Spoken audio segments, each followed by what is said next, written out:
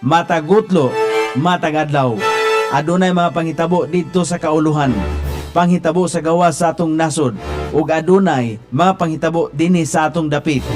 Mga panghitabo nga mo'y makapaikag sa katawhan, nga mabinantayon sa lakat ug dagan sa panahon karon. Itanyag ning istasyon DXSR ang 7 o'clock Breakfast News.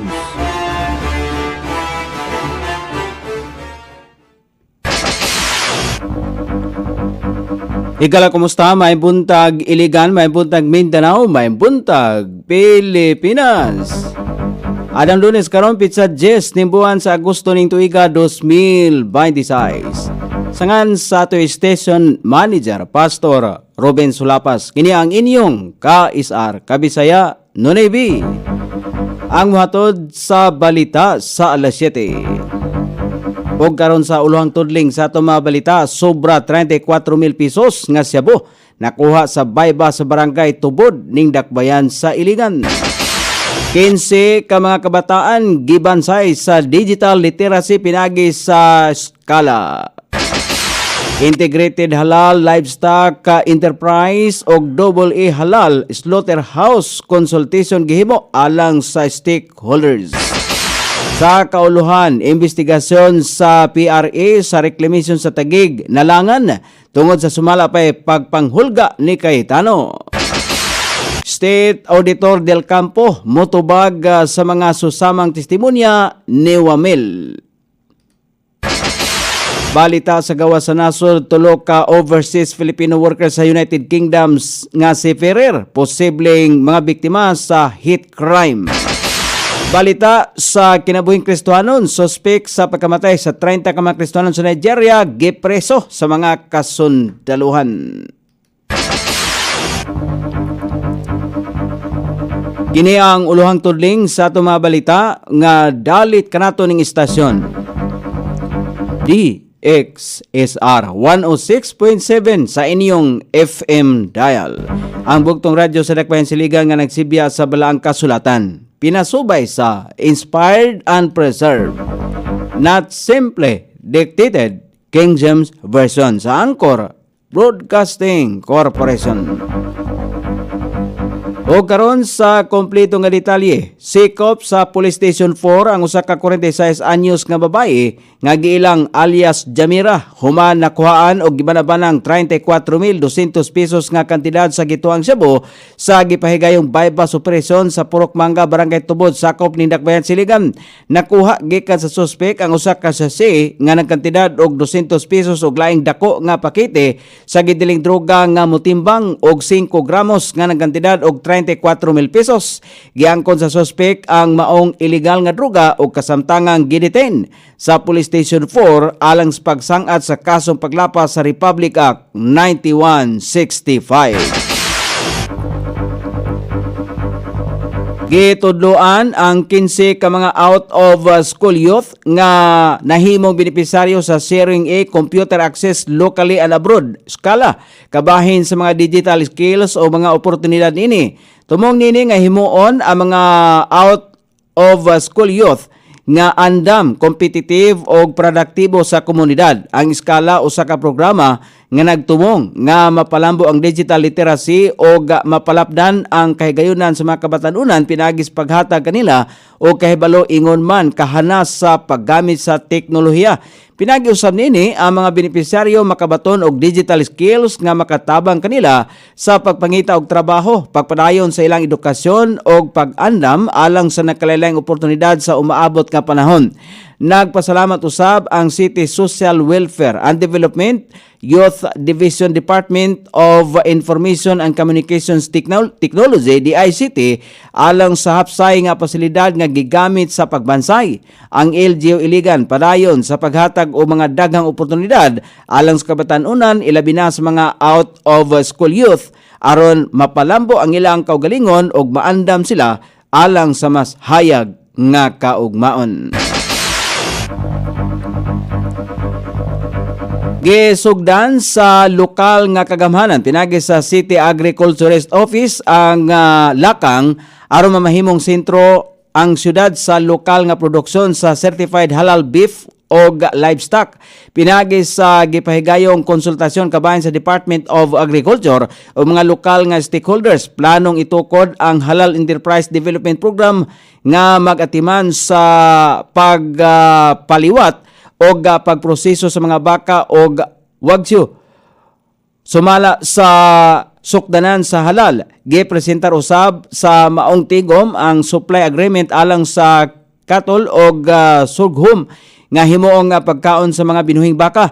Sumala pa ni Mary Ann Billy, head sa City Agriculture Office, nga gihimong inisyatibo gihimo aron direktang makatabang og suporta sa 13 ka mga MES sa dakpayan nga sertipikado sa halal. Samtang gipangandaman usab ang pagsugod sa mga konsultasyon alang sa halal crop production sa Iligan.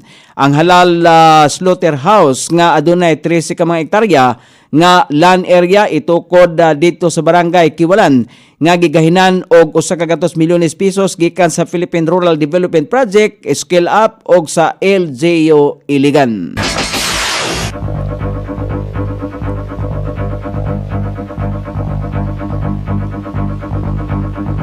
Balita sa kauluhan, nalangan sumala pa ang investigasyon sa Philippine Reclamation Authority sa reclamation activities kabahin sa Taguig City. Human sumala pang ipresyur ni kanhi Senate President Alan Peter Cayetano ang mga opisyal sa ahinsya sa budget deliberation sa Office of the President niadtong Nobyembre 2025. Sumala pa ni Senador Panfilo Ping Lacson base sa impormasyon na kuha niya gikan sa mga opisyal sa PRA. Gitawag sumala pa ni Cayetano ang mga representante sa ahinsya sa iyang opisina og nang hulgang ipasuspinde ang deliberasyon sa budget sa Office of the President.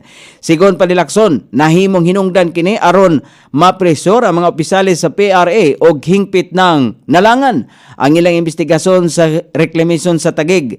Subay nini gibulgar sa senador nga subling nga magpahigayon og investigasyon ang PRA sa ektaryang yuta kung asa pabarog ang illegal nga reclamation. Gikumpirma usab sa PRA nga walay reclamation permit nga nakuha ang Taguig City Government alang sa nasong proyekto. Sumala pa kang Lacson, kung gihimo ang reclamation nga walay permit gikan sa PRA, ang ahensya adunay mandato nga mag-regulate sa reclamation o mag-isyu o gikinahanglang permit ang lohikal nga lakang mao ang forfeiture sa reclaim lang pabor sa national government.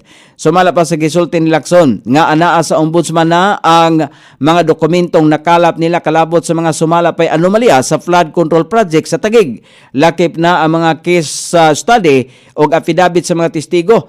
Dili na usab sumala pa niya ipugos ang pagdungog sa Blue Ribbon Committee og itugya na kini sa chairman ining si Senador Erwin Tulfo kung tawgan sa public hearing ang mga iskutanan sa Taguig.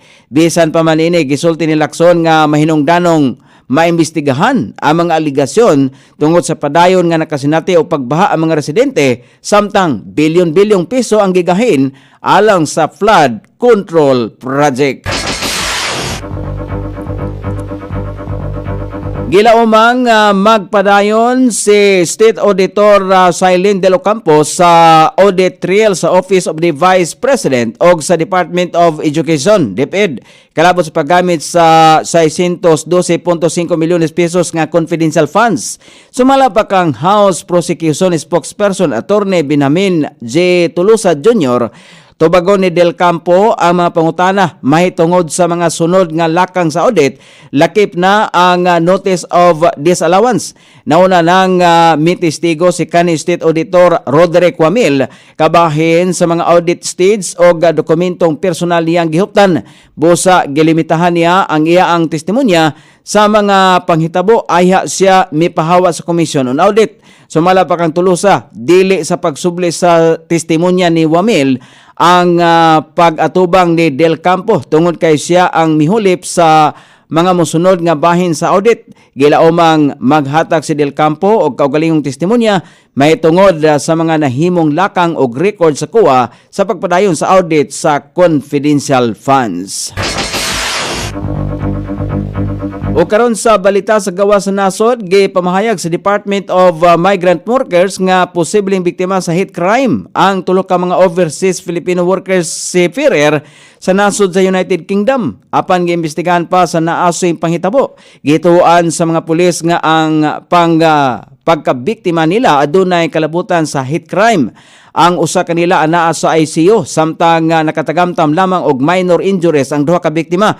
Kasamtang aduna nay upat ka person of interest sa ang ilahang kaso. Ni pasalig ang DMW nga maghatag sila og tabang pinansyal ngadto sa mga biktima.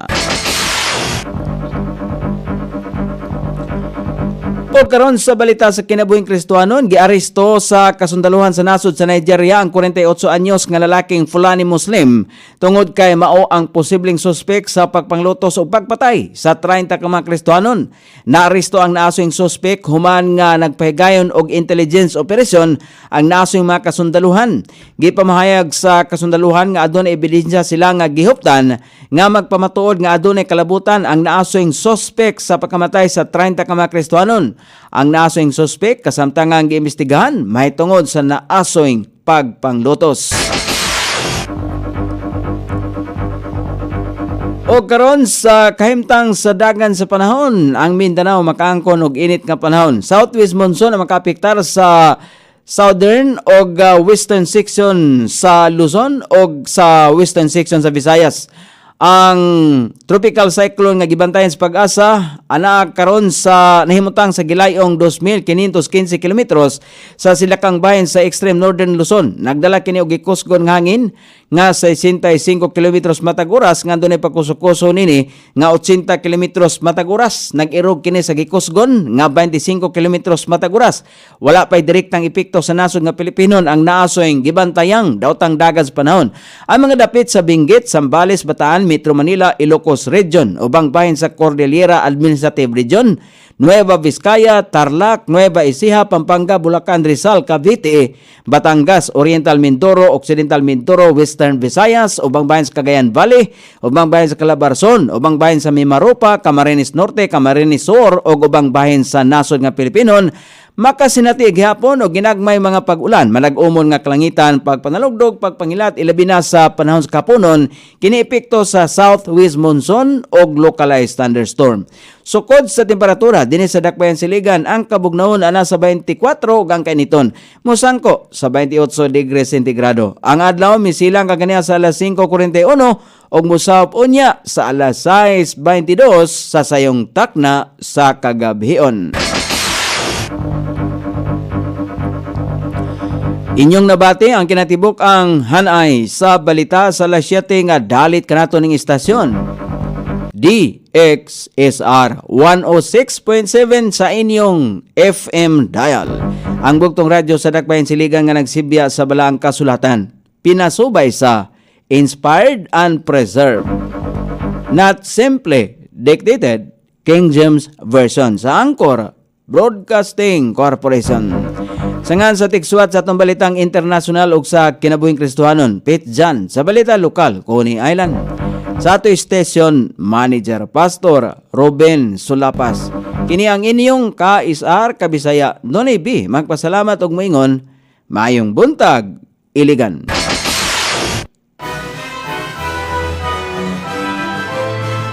Inyong nabati ang 7 o'clock Breakfast News.